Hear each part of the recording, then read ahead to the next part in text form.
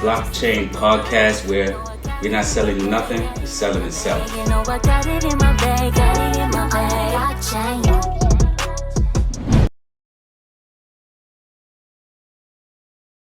What up, y'all, man? Shit. Oh, excuse me, you rolling? Oh, man, on the Bloc Chain podcast, NFT NYC 2023. Listen, man, got one of the legends of this Web3 space in the building, one of the pioneers. Shit. And, of course, she's a woman. Hello. What up, AJ? How you feeling? I am feeling amazing. It has been fabulous 3 days in New York. I'm just excited to be here.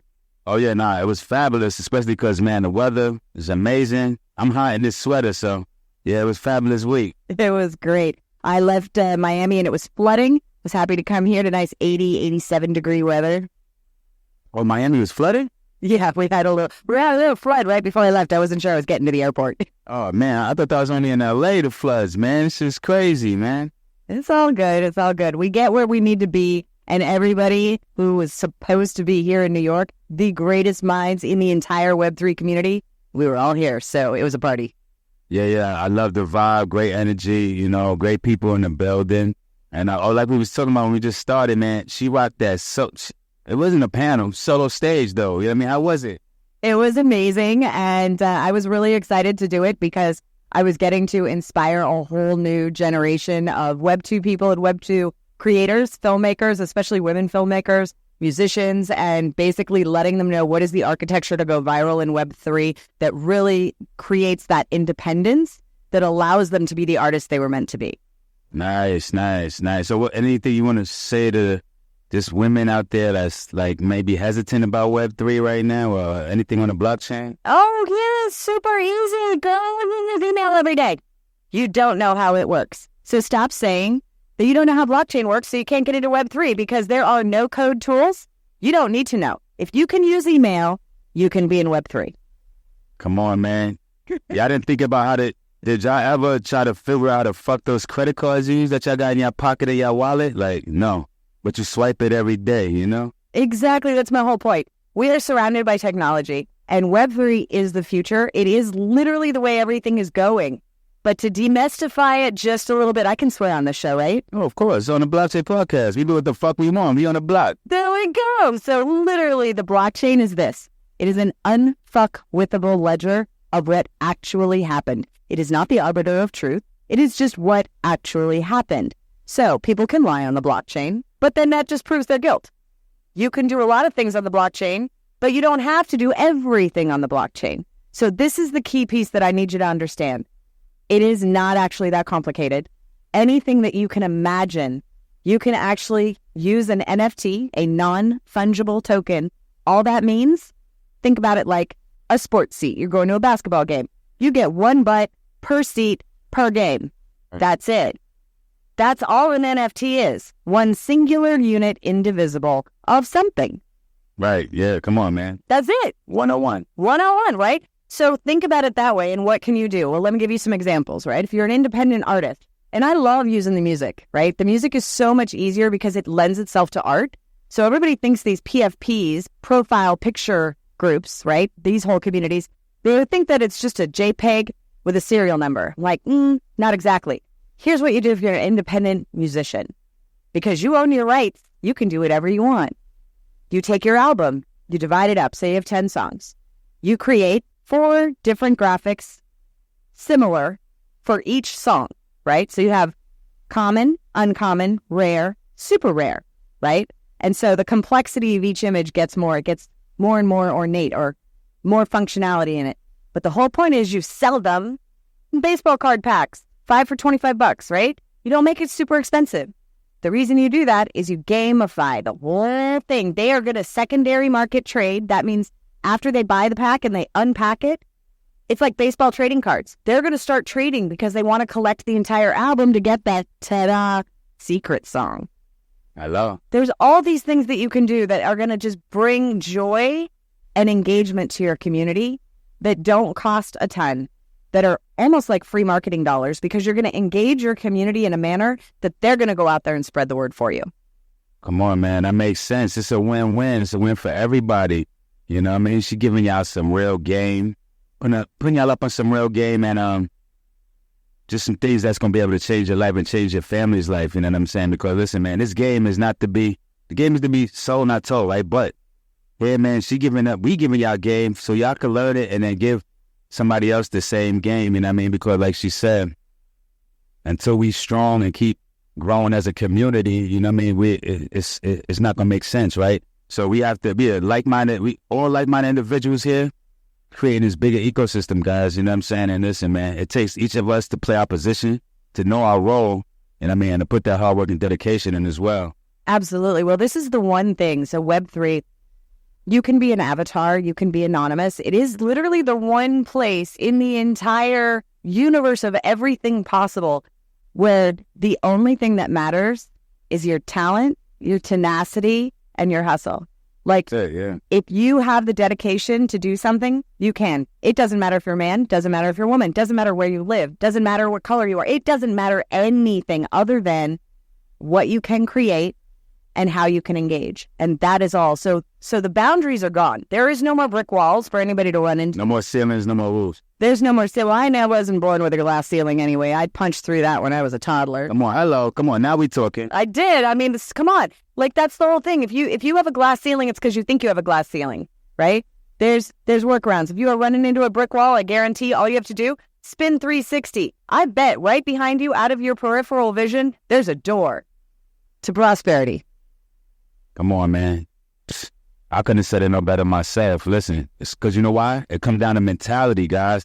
And we talk about this all the time. I mean, we have a Web3 mentality, you know what I mean? And it's not for the weak, not for the lazy. You know what I mean? It's for the dedicated, for the hard workers, you know what I mean? For the creative, for those who know how to think outside the box. You know what I mean? It's for those that know how to come up with their own ideas and not steal them, you know what I'm saying? And they know how to come together and work together with a team. And not be all some I, and me, because there ain't no I in team, you dig? That's right. Now, here's the other thing you said. You said think outside the box. I want to challenge the listeners to go one step further and burn the box. Because here's the thing. You think outside the box, that means you're in it, or you know where it is, or you have one. That means you can always go back to that safe place and go back to in the box. Burn it. Just burn it. Like, it's like Tony Robbins talking about, he told all of his enemies all of his goals and he burned the bridges behind him. Like, there was no going back. There is no going back. The future is now, right? Just to give you an example, the reason that Meta's metaverse Horizon did not work. Yeah. No legs. How many of you like shoes? I love shoes. How many of you know what drop culture is, especially when it comes to sneakers? Come on. The absolute zealotry around collecting sneakers, especially limited editions where they're line up. You would think they're dropping a new iPhone. They are camped out, waiting, right? Same thing in the metaverse, except these shoes, it's a shoe. Serial numbered shoe, a version of a shoe, 279 of them at $3,000. Can you make a metaverse shoe? Can you create a culture around shoe? What? They left shoes off. I'm like, women are 80% of the buying market. So why are you not letting us, because we are 80% of the buying decisions. You took away shoes. Right. And the clothes are ugly. I mean. So what's number one? Shoes or hair with women? Hello. Hair. Shoes. Oh, wait. I just had to ask. Wait. Makeup, beauty, hair. But here's the other thing that I want to say. But shoes are universal because you can find a pair of shoes that fit, and shoes are sexy regardless of your size, regardless of your hair, how it looks, if you got your hair done, if you got your nails done, your shoes are awesome. So I would say shoes love you more than your makeup. Okay. I should. I'm gonna take your word for it, man, because this is the queen right here, man. And listen, so let the people know, and what shoes have resale value. Oh, hello, come on. That gets me to my next question, because we mentioned the future right now, right? So, and we're starting with the shoes. So, let's let the people know what minting the future even means. Okay, so minting the future is a concept that I came up with back in 2017 when I was teaching people from idea to ICO in 5 days flat, right? This was back during the token craze when everybody was doing ICOs. But they were doing things a little illegally, you know? So I'm like the compliance person. I'm all about do it legal, do it right. Also capture your audience. That's another big piece of it. Right. So I would do these workshops, and I was writing this book all about ICOs and funding your startups with an ICO. And then the SEC kind of came down and clapped down, and the Munchie decision came down. Shoo, Munchie, just to give you a little bit. I don't want to be too technical, but Munchie was a food app. It was phenomenal. It launched a token, which was the very epitome of utility. It was not an investment. It was not a security. It was perfect. And then they marketed it like, we're going to go 1,000x. And then the SEC said, forget it. So that's what I was doing in 2017. So I paused that. And then I started rewriting this. And that was before all the regulations that said no, right? Oh, yeah. Yeah. So now I'm launching it as a globally broadcast talk show.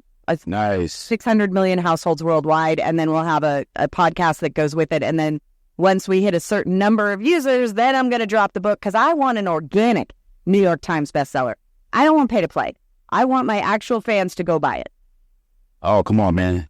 Right? New York Times on the blockchain exclusive, man. I heard it first, man, when this book dropped, man. Listen. See, man, in Web3 community is different, man, because we support, man. We don't hate, you know what I mean? Like, we create. So, listen, like, when this book dropped, man, like, we're going to go and we're going to fully support her. And we're going to put that shit, we're going to make it number one bestseller, you know what I mean? And Times, New York Times, man, y'all going to have to show the love, you know what I mean? Because the work is going to be put in. Yeah. Now, the other piece about Web3, you have no reason to not start. Do you have a dream? Do you have a creative idea? You know, whatever you want to do, there is a community. There is available tools to actually do it. I want anyone who has any limiting belief out there, should let it go. What you focus on expands. So if you focus on what you don't have, you're going to get more of that. If you focus on what's possible and what you truly want and know that the resources will show up, the right person will literally drop in your lap tomorrow. Just focus on what do you want, and Web3 will get you there.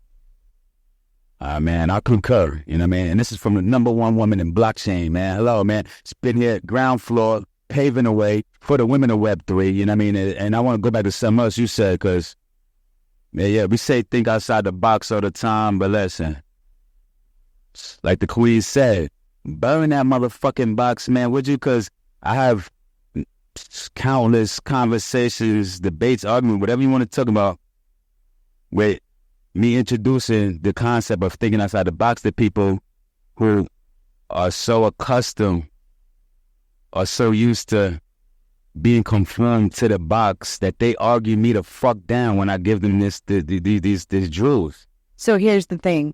Society right now has been architected in such a way that what is most valuable to the people in power is compliance and the ability for you to be sheeple. And the number one driving tenet in the religion of decentralization is personal responsibility and self-reliance. So you have to instill those core values, because your keys, your money, not your keys, not your money. So if you look at like MTX and Celsius and all of these other places, these are custodial exchanges, which means you put your money in a third-party custodian, just like a bank. And when it collapses, you do not have the ability to just go, well, I'm going to go over here and sell it on this. You don't, because you didn't have it. If it's in your sovereign wallet, but you have to keep your keys and not lose it, then you always have access to it. And you can always make a peer-to-peer transaction. You can always buy food. You can always pay rent. You can always do things if you have your keys and your wallet and your coins. Your bag, you need to secure your bag. But the key piece here, personal responsibility and self-reliance, that is our religion, right? So that's why a lot of things in mainstream society are like really pushing against crypto, right? They're doing a lot of things. I think it's being orchestrated just a little bit to instill fear in people about crypto. Hello. Understanding that crypto didn't crash, FTX crashed. And if you look at the audit history that they're going through right now, I mean, that was not a well-maintained third-party exchange.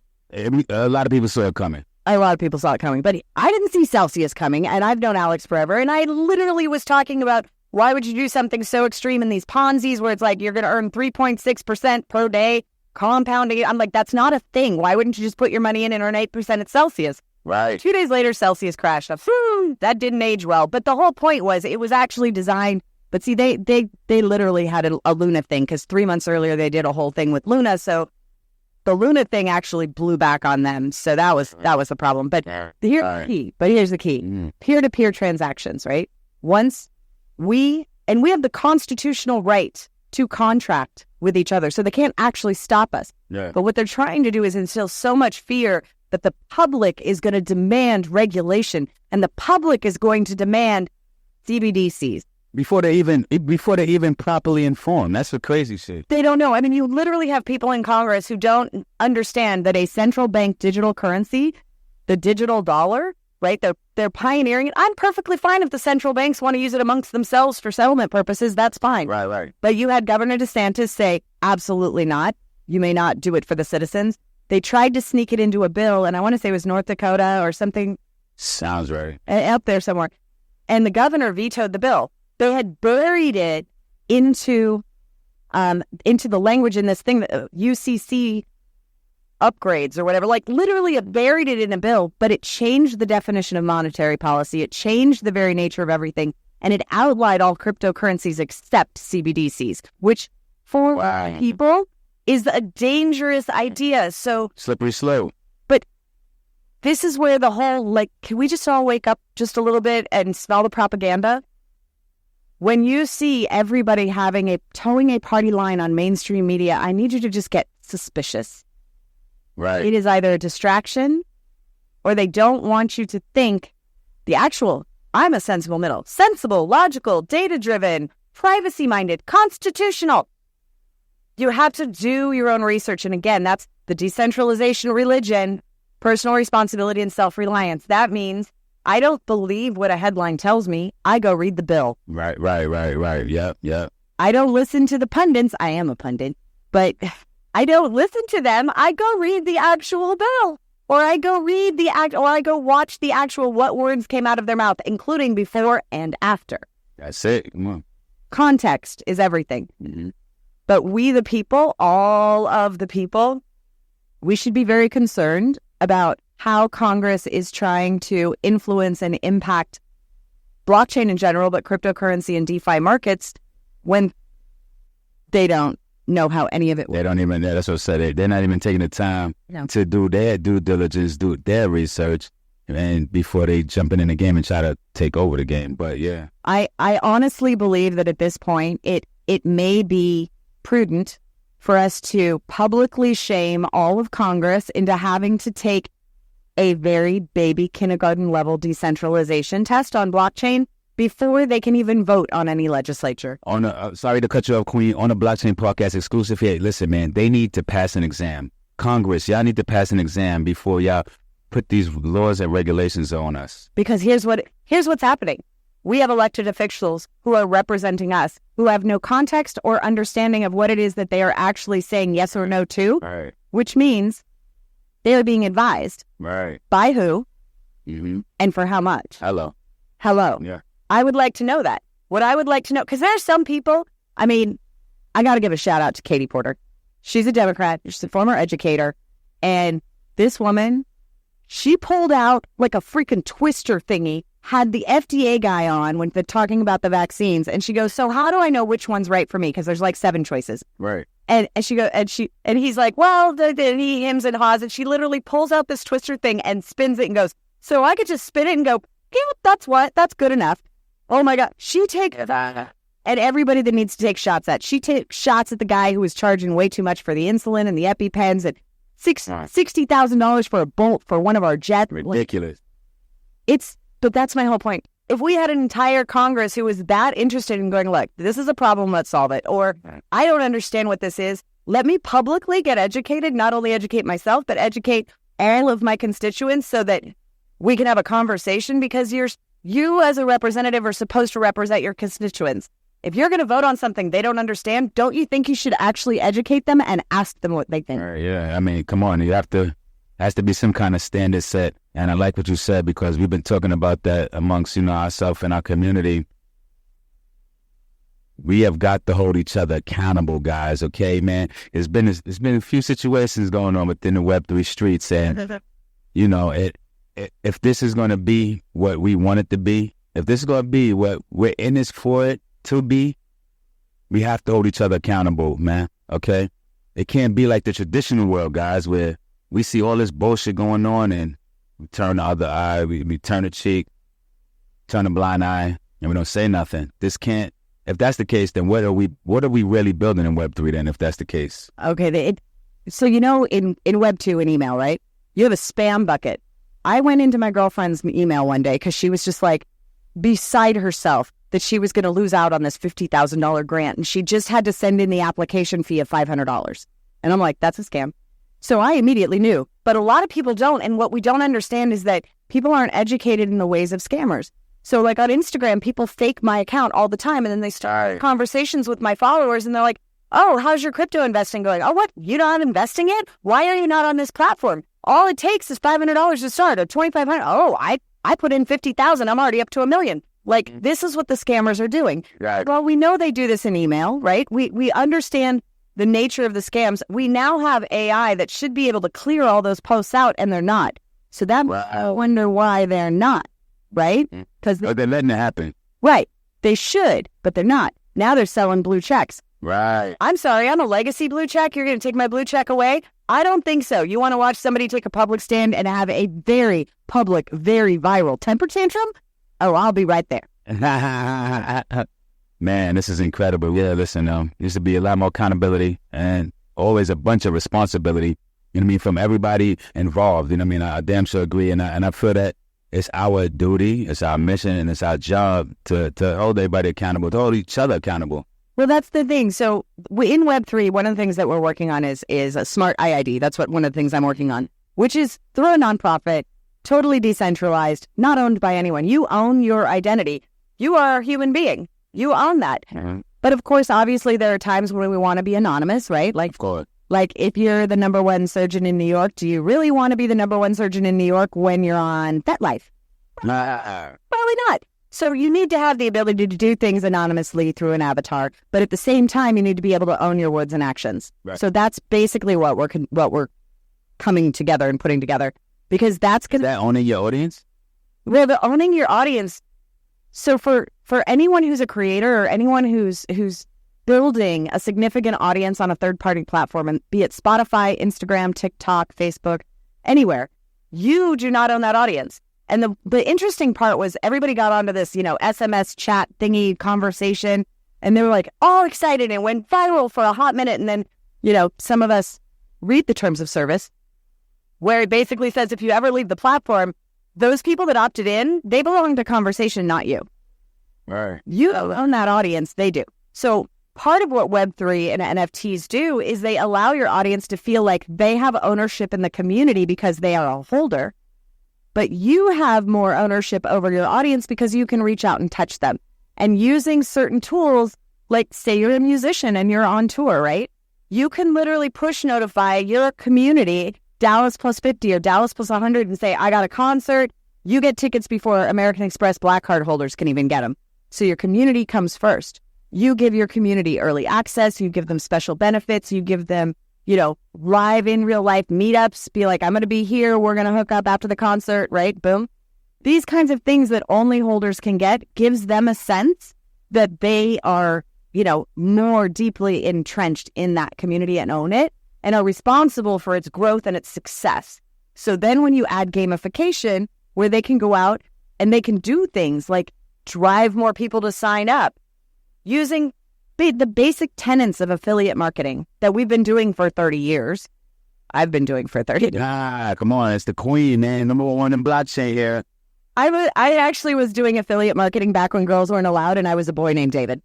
Hello, come on. She got stories for days, guys. Stories for days. But here's the deal, right? Just those basic tenets of affiliate marketing, you can actually institute that in your community. Have your community go out and do a bunch of the work. Then they reap the rewards in your creator coin. I like that. There's so many things you can do to inspire, more loyalty and dare I say more zealotry, because that's really what it is, right? You want fervent supporters, and it really only takes 1,000. If you have 8,000 people who are like diehard dedicated to you, that's a $10 million brand. Hello, come on, man. Real game, giving it to you the right way. And so now you can go, man, we allowing you guys to level up, man. Because now you can go from not ever owning your masters to not owning your masters, owning your IP, to not owning your audience, guys. This is incredible. Oh, one more thing. Do not build your community on Discord. There's nothing wrong with Discord for gaming. Here's why you don't want to do that. Number one, it is a black box. You get no Google PageRank. You get no SEO. You get no nothing. None of that is indexed. You do all of that on your website, on your IP. Why? Because they spend 8, 9, 10 hours, 24 hours a day. They're there having conversations. They're there constantly. That shows virality and stickiness. That lowers your bounce rate. All of the things that Google looks at to say, is this a good website? Is this a valuable website? Is this an authority? You would like to be the authority of you, would you not? So you need to drive everything to intellectual property, as in your domain name, that you own and control, where you cannot be deplatformed off of you. Come on, guys. I couldn't have said it no better. And this is for all entrepreneurs out there. No matter what market you're in, what field you're in, it doesn't matter. And that leads me to our next question. So is this what creator economy is?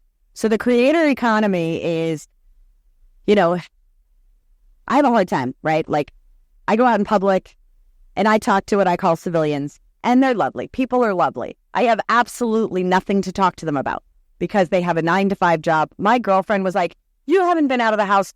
I'm taking you out. We're going out. She took me to a country bar. Okay, I listen to EDM and, right? Oh, yeah. Dubstep and dance. Come on, let's go. Come on, let's have a good time. Like nightclub. Like, I wanted it. She took me to a country bar. Lovely people. Seriously, lovely people. Lovely people with jobs and bosses and, like, have to schedule their vacations and no flexibility. And they limit their hobbies to, you know, the little bit of free time they have on the weekends after they handle all their chores. And I'm just like, I literally start to twitch because it feels so limiting in boxing, right? It's like you just want to, it's just like I got to break out. I got to break out. I'm looking at some of these people and I'm like, you realize your hobby could make you $1 million a year and you're settling for a $45,000 a year 9-to-5. What? Because stuck in the box. Because they're in the box. They're doing what they were told. They're doing how they were raised. And I just need everybody to really understand that AI is going to take over most mundane, repetitive, labor-like, skill-less jobs. So the only thing that is going to survive this coming revolution, which, by the way, the singularity is here, and they talked about that yesterday here, and the only thing that is going to survive is our human creativity. So the creator economy is, what do you want to create? What do you want to talk about? And how you can actually generate a community around an idea or around a purpose. And it works amazingly well for social impact as well.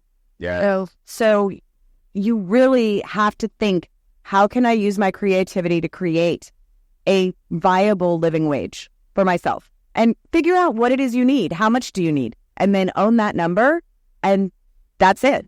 Like, don't settle for less. And I hope when you figure that out, that you implementing AI and Web3 tools into your game plan, into your career plan, into whatever it is that you're trying to do.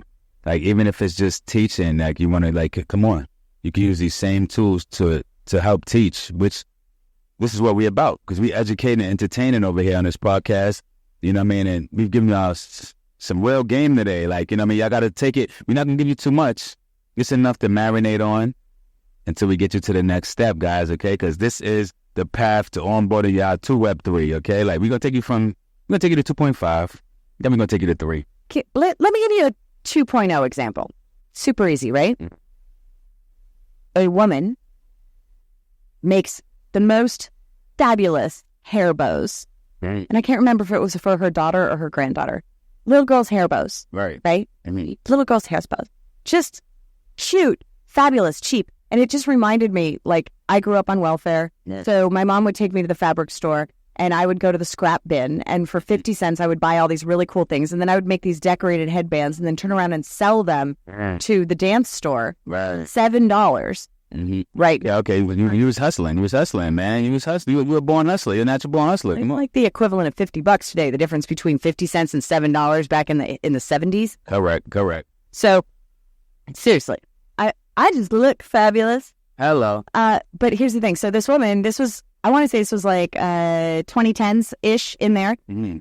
So she created an education program with the little patterns to make bows. Okay. And she started a subscription model selling education course, how to make little girls' hair bows. Smart. Right? So If you could do the same thing for church hats, you could do the same thing for all these things, right? What is it that you can do that you do that's just super easy for that you can keep the grass green? Like, I can't. I'm sorry. I let the rabbits pee all over it, poop all over it. I don't care. I like rabbits. I am not working on keeping that grass green. I will pay to resod the whole thing before I move out. I don't care.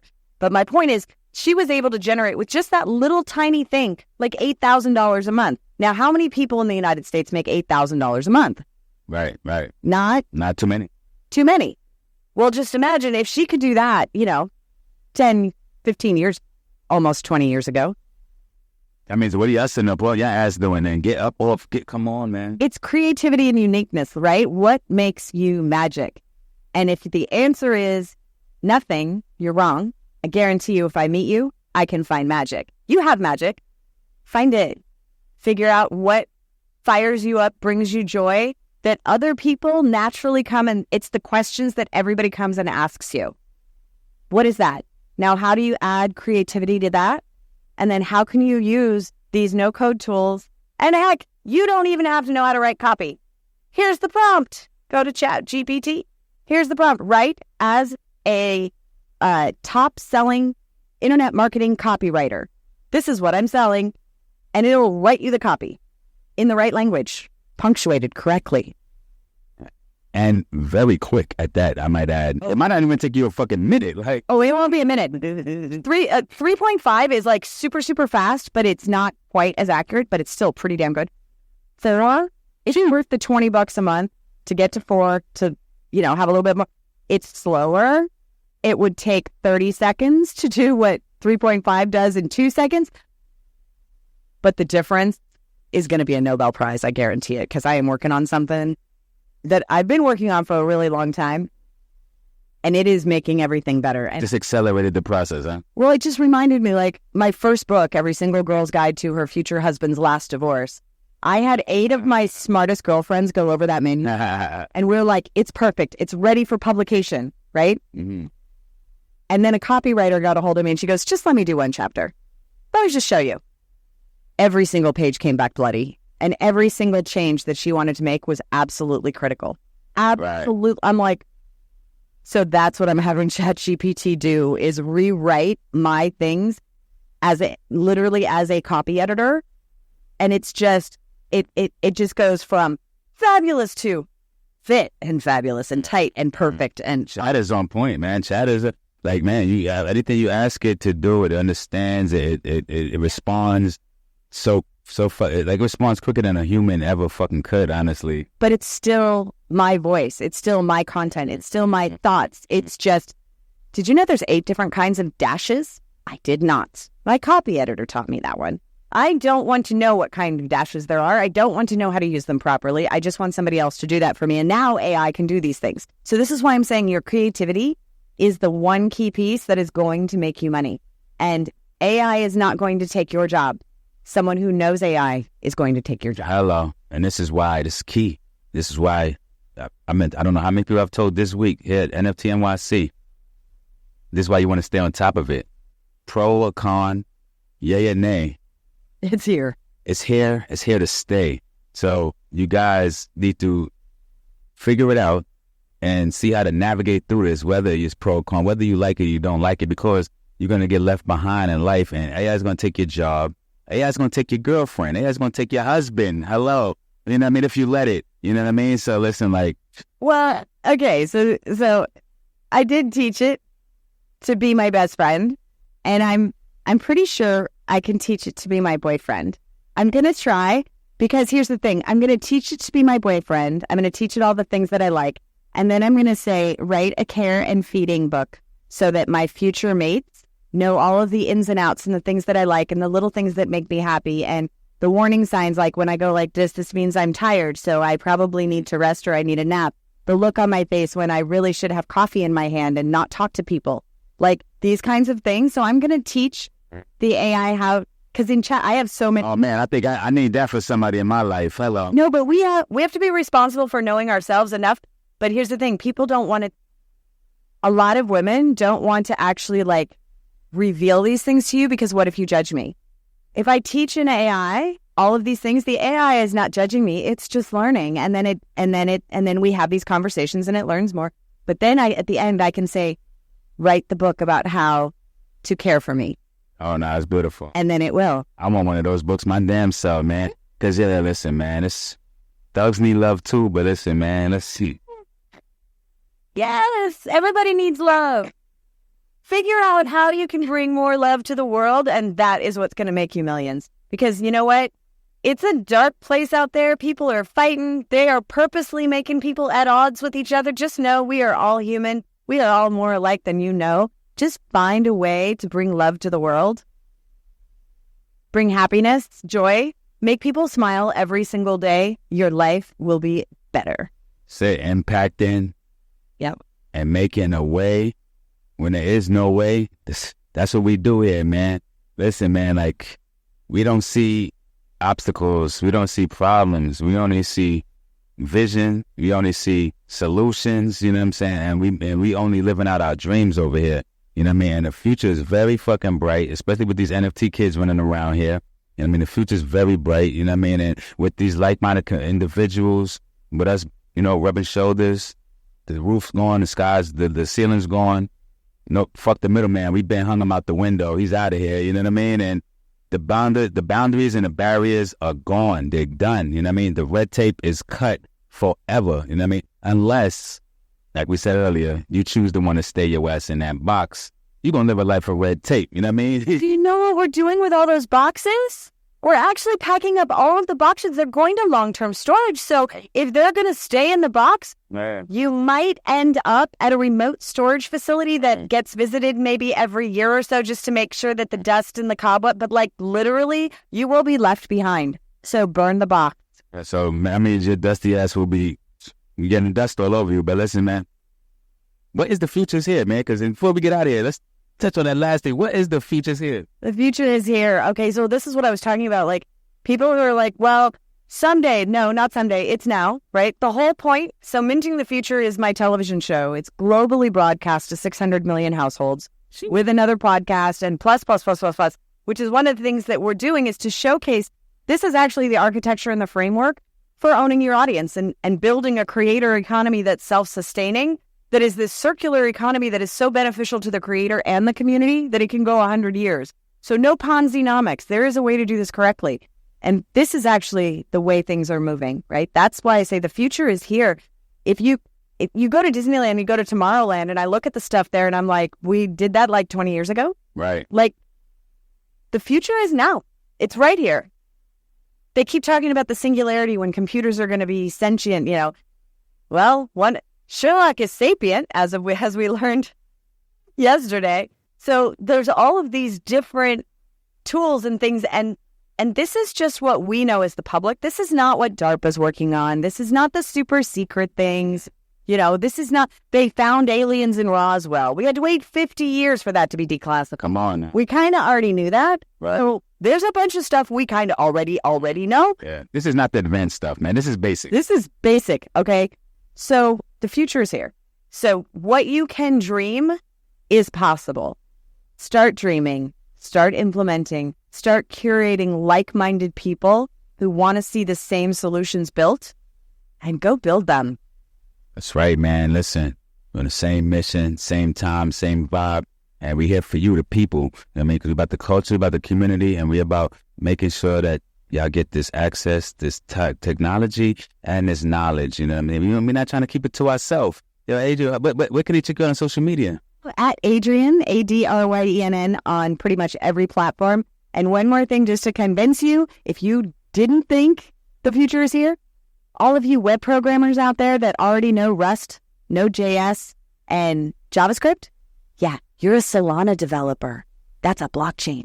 And you don't actually have to learn any new tech.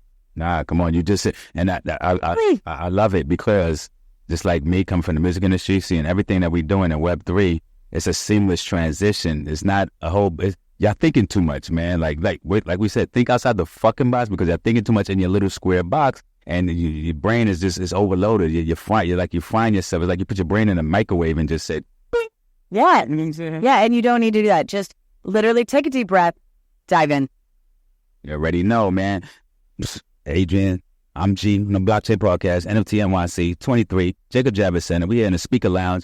man. We doing our thing. It's like 80 degrees in New York City, man. We loving the vibes, man. We about to go out there, man, go count up crypto and go have some fun, baby. On the Blockchain Podcast. See you soon. Subscribe. Peace. Peace.